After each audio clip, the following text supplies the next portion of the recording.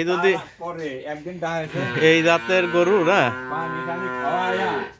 এই জাতের এই খাবার টাবার দিয়ে গাছে মাঝে রাখে দুধ মুধ খাওয়ায়া তারপর রাখবো না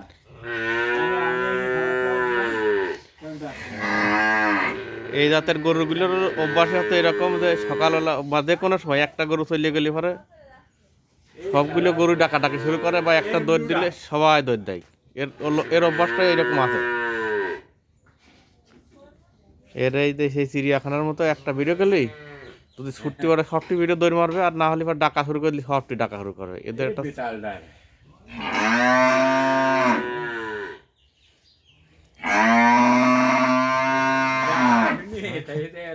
রাগ হয়